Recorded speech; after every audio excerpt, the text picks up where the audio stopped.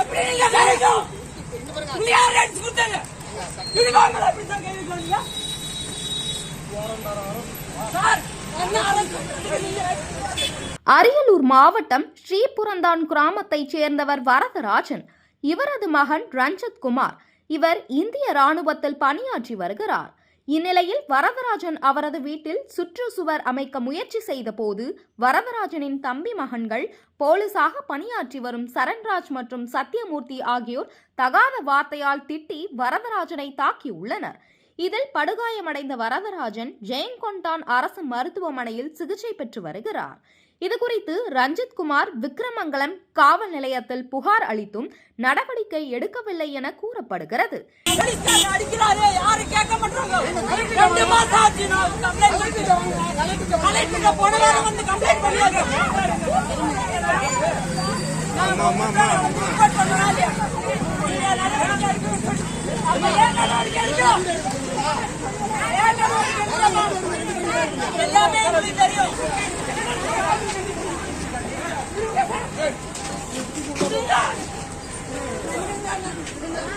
இந்நிலையில் ரஞ்சித் குமார் தனது மனு மீது உரிய நடவடிக்கை எடுக்க வேண்டும் என மாவட்ட ஆட்சியரிடம் புகார் மனு அளித்தார்.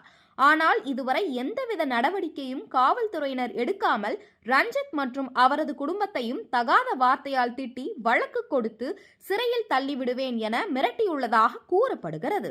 இதனால் மனவேதனை அடைந்த ரஞ்சித் குமார் ராணுவ உடையுடன் மாவட்ட ஆட்சியர் நுழைவாயில் முன்பு தரையில் அமர்ந்து தர்ணா போராட்டத்தில் ஈடுபட்டார்.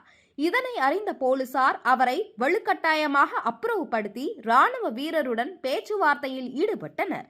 நாட்டை காக்கும் ராணுவ வீரர் ஒருவர் தர்ணா போராட்டத்தில் ஈடுபட்டதால் மாவட்ட ஆட்சியர் நுழைவாயில் முன்பு பெரும் பரபரப்பு ஏற்பட்டது.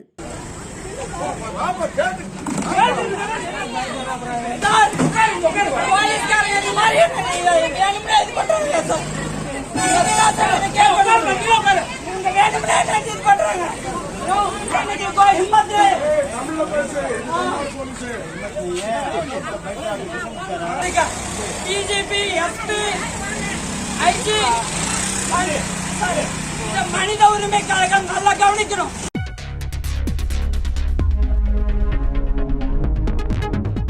செய்திகளை உடனுக்குடன் தெரிந்து கொள்ள வேதா நியூஸ் டைம் சேனலை சப்ஸ்கிரைப் பண்ணுங்க.